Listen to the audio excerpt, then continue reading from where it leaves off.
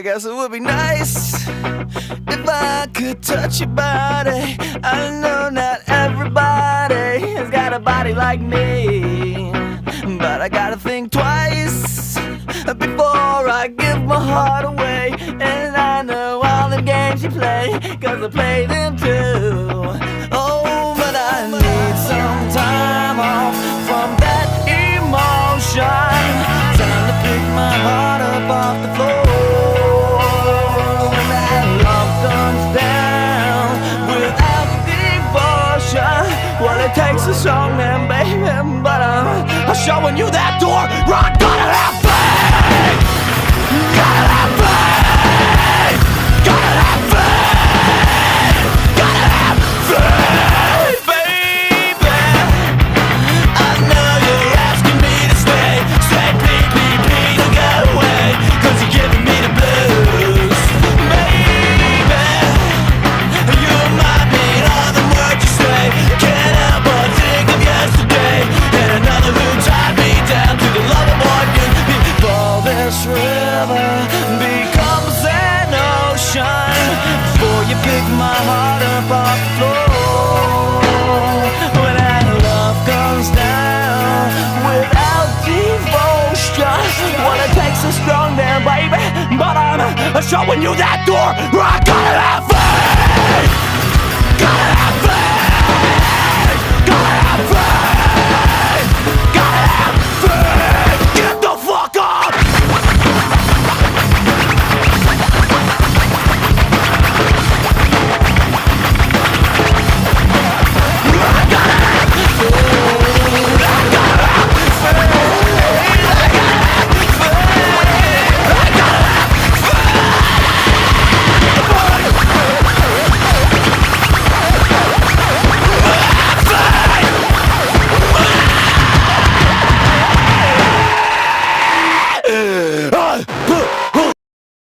I don't ever slow up, no I don't take shit. I got no love for the fakeness. If you wanna play tough and wanna hate this, I'll always show up. I don't ever slow up, no I don't take shit. I got no love for the fakeness. If you wanna play tough and wanna hate this, I'll always show up and make a statement. I don't ever slow up, no I don't take shit. I got no love for the fakeness. If you wanna play tough and wanna hate this, I'll always show up and make a statement. Everything I do so instinctive and so passionate. Every word I move so descriptive like an adjective. I got a vendetta against people who patented being negative when you should be getting after it.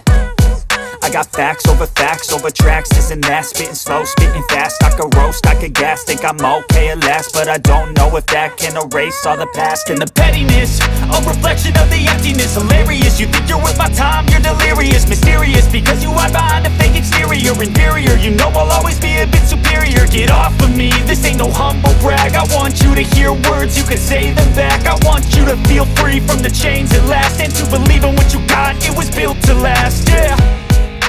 Now that I've been put through hell, I never got anyone's help. I had to do it all myself.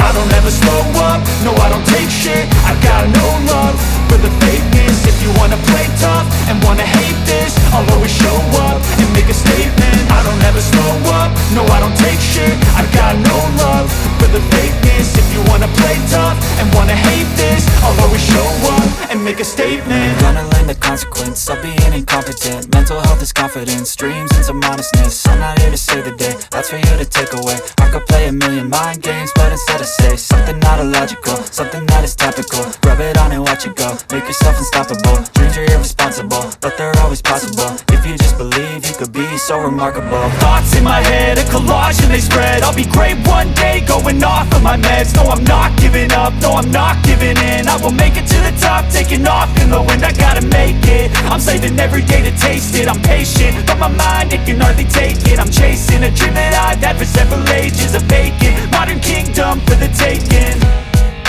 Now that I've been put through hell, I never got anyone's help. I had to do it all myself. Another good day in store. I've risked it. I've put 2 loads of washing out already this morning, so it's got to be now. Even if it's not, I'm just going to keep telling you it is across the next 4 hours. Now, I'm going to start today with, well, a little chance to take you back in time to what my next guest calls the greatest year in music history. I'll tip my hat to the new Constitution. Think about for the new revolution. Sugar, come you taste so good now.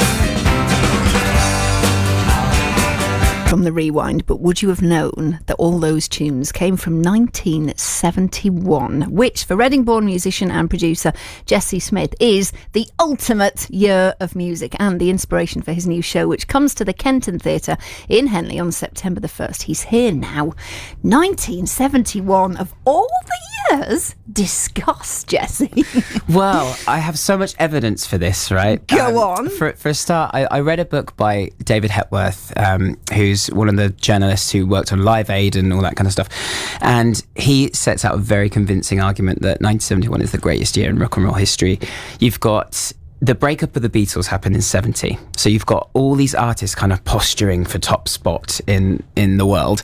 And set against this backdrop of everything that was happening socially and politically in the world, you just had this sort of surge of creation, as well as the kind of technological advances in music, like the birth of synthesizers. Just there you heard a little bit of Won't Get Fooled Again by The Who, which is kind of really Pete Townshend's first attempt at using synthesizers, Stevie Wonder's first use synthesizers in 1971.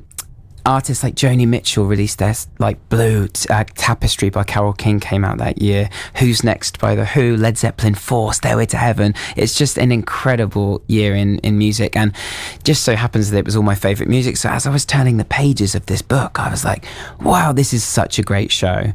And They released a documentary about it on Apple TV as well, just about 1971 and all the stuff around Marvin Gaye and, you know, kind of civil rights in America and Vietnam. And it's just an incredible period in history, I think. And it really excites me. And so I decided to make a show about it. In terms of sort of genres of music in that particular year, you mentioned, you know, it's quite folky. It's a little bit, you know, when it's music got a bit weird and druggy and all of that. Is that part of the joy as well? That there's, as you say, quite a lot going on, but in different stretches of the genre. Absolutely. I think for me, it's always been about the song as well as the story of the song, and songwriting kind of really came to the fore then. Like I mentioned just then, you got Joni Mitchell, Carole King, George Harrison, John Lennon, all releasing sort of really introspective music, but also music that was talking about the climate and what was happening in the world. So yeah, I mean, rock and roll's so broad anyway, especially as we look back now in 2024. So for me, you know, Joni Mitchell and Yes and The Who and Don McLean all come under that bracket for me. But they're just amazing songs, you know. They're just, and there's 2 types of music, isn't there? There's good music and bad music. So that's it. I mean, yeah. So when you're putting together a show like this, you know, culling wise, deciding what not to put in, how difficult was that then? It's extremely difficult. The stuff we've left on the cutting room floor is heartbreaking. It really is. There's a song by a band called Badfinger, Baby Blue, which we played at the first show we did, which was we did a small sort of preview show in a jazz club in London, and it's one of my favourite songs. It's the last song in Breaking Bad. I don't want any spoilers, but I mean, it was ages ago. But as Walter White's laying on the floor, you hear this song, Baby Blue by Badfinger, and it's such a brilliant song. And we decided in rehearsal the other day that the show is just too long and we have to take some stuff out, and that was one of them. So, but it'll go back in the show. This is the beauty of the show. You could do 20 different set lists and it would still be an incredible show. So it's just going to keep rolling, and that's the plan anyway, to keep doing different shows. And do you think you'll do different years as well as this goes along? Let's see. Like I said, at the moment I'm fully invested in 1971 and all the music from that era, and there's so much we haven't put in the show that I would love to do. So definitely my plan is to get that on the road first, make it as good as we can, and tour it as much as we can. And then, of course, there's plenty of other brilliant years as well. But well, Henley gets the treat of it, September the 1st. So I'll give you the details of how you get tickets in just a bit. But first, I need to talk to you about all the other incredible stuff that you've done. You know, I mentioned earlier about Strictly, and you've been in the West End doing stuff. So I'm going to hang on to you for a bit longer while we talk about that on BBC Radio Berkshire.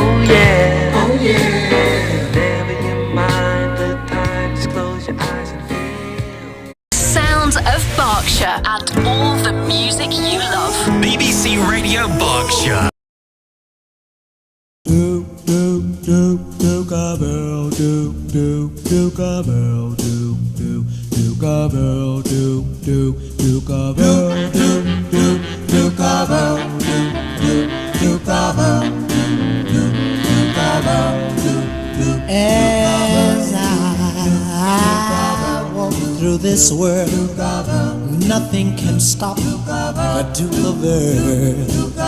And you are my girl, and no one can hurt you. Oh no, Yes, I'm gonna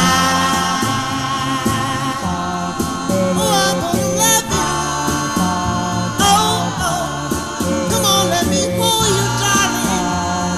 'Cause I'm the Duke of so yeah. And when I hold you, you are my Duchess, Duchess of Earl. We'll walk through my dukedom and a paradise we will share. Yes, I'm gonna love you. Nothing can stop me now, 'cause I'm the Duke of so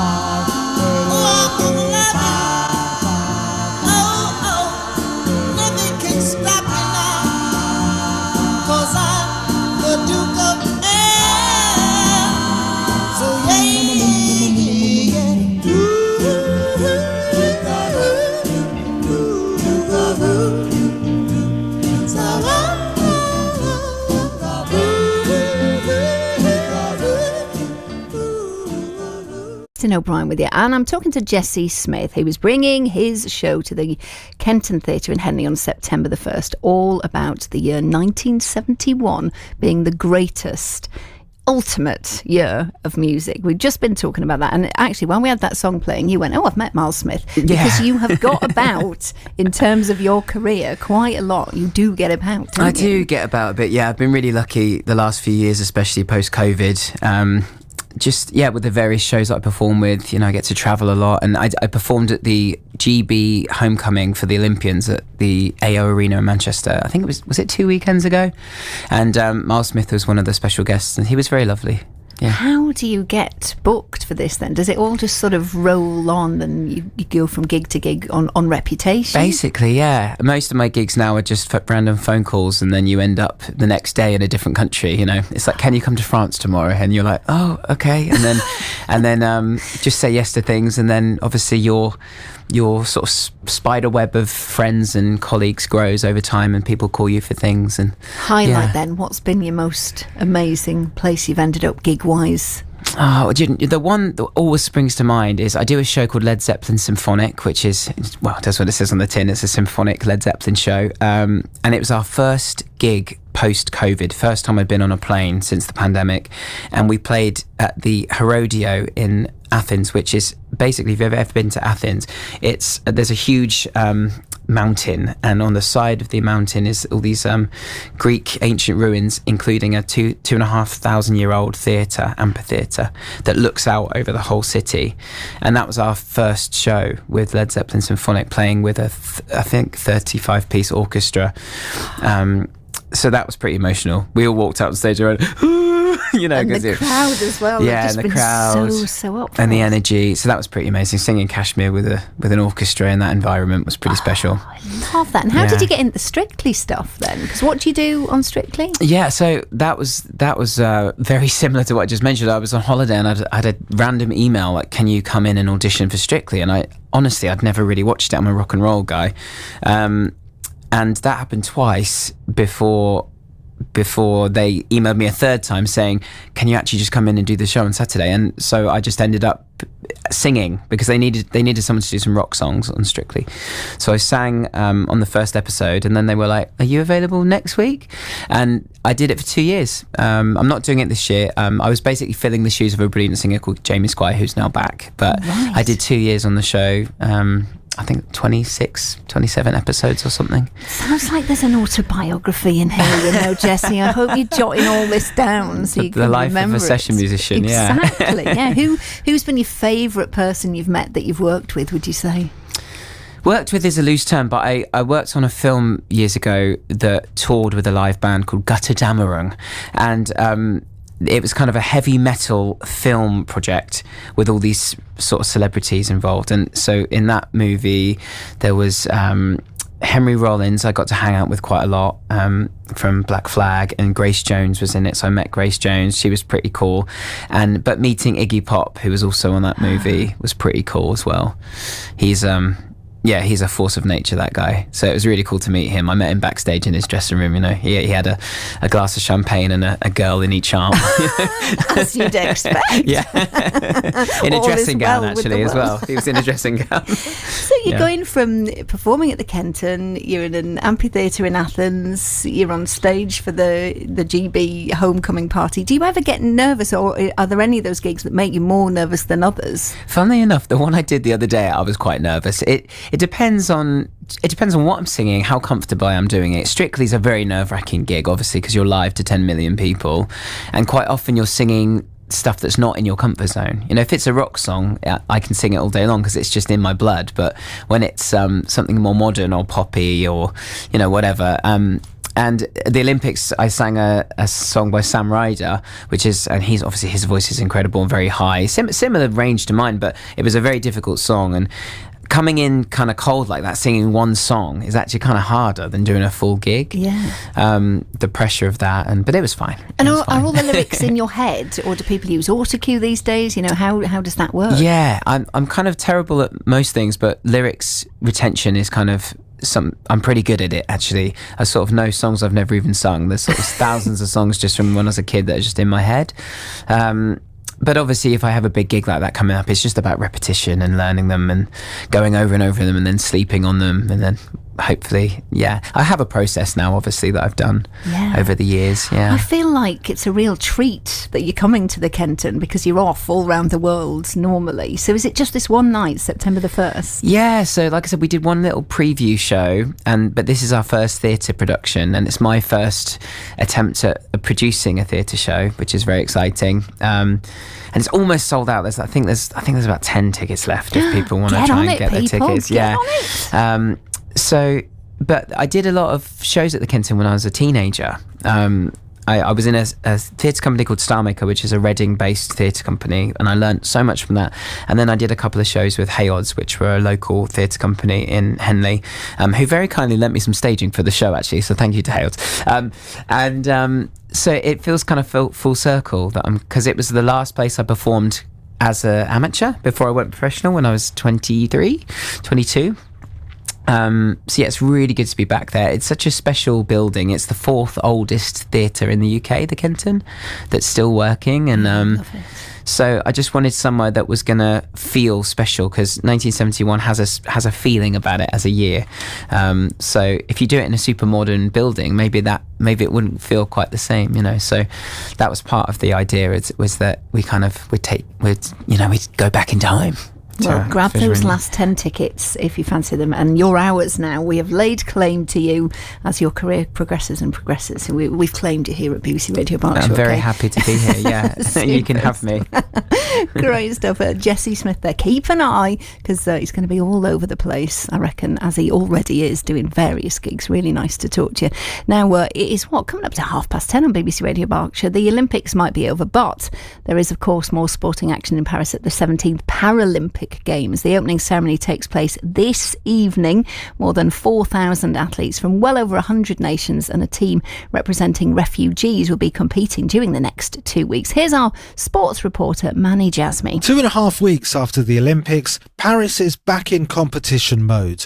All the Paralympic sports will use Olympic venues. The beach volleyball sandpit at the Eiffel Tower has been levelled and covered by an artificial pitch for the blind football.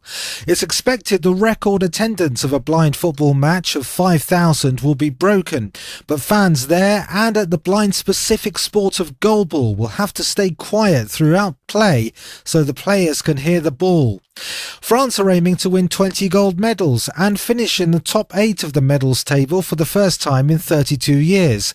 One of their biggest hopes is wheelchair tennis player Stéphane Houdet. He's already won 3 Paralympic gold medals and 24 Grand Slam titles. I hope we're being seen seriously as athletes and not as disabled people. Even before the end of the Olympics, the Paralympics were touched by controversy through the presence of the first openly transgender athlete. 50-year-old Italian visually impaired sprinter Valentina Petrillo will run in the 100 and 200 metres. Some of her rivals say that living as a man for 44 years before transitioning has given her an unfair physiological advantage. Petrillo says that sport should teach the value of inclusion and she should be allowed to express herself in her own gender.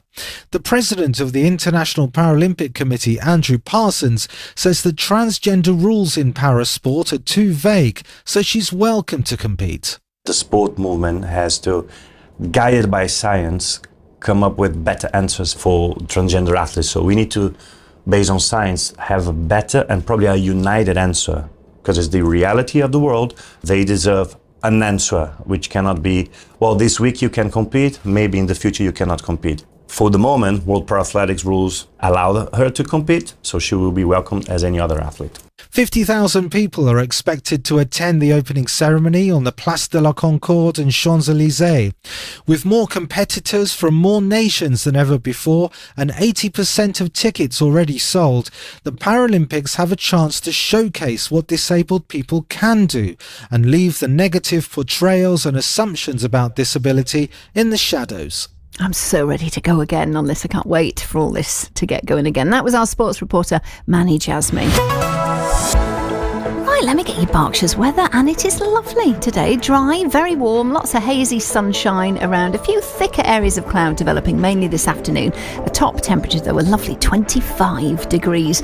This evening, a mix of sunny spells, patchy cloud and the odd isolated shower. It'll turn dry and clear later on overnight with gentle winds, overnight lows of 9 degrees. Tomorrow, it'll be a little bit cooler. Plenty of sunshine still, though. Bit of cloud around, but a top temperature of 22 degrees. Then looking ahead to Friday and Saturday, loads of sunshine, just a few areas of cloud. Sunday, we will see sunshine in the morning, but cloud might push up from the south by the afternoon. For a full 14-day forecast, you can go to bbc.co.uk/Radio Berkshire. On BBC iPlayer. We are not in control of this situation. We know that these shootings are very upsetting for the community. It's a gathering storm and I'm worried about anyone who's at the centre of it. There will be consequences. And this culture or code of not grassing, we are way beyond that now. They're all turning on each other. This ends before it begins. Revenge runs in the family. I go down, you go down. Blood for blood. Put them down. We've been in danger before. But this is different, Rory. Look at me. This is different. Sherwood, Series 2. It's on a knife edge out there. Continues Sunday on BBC iPlayer.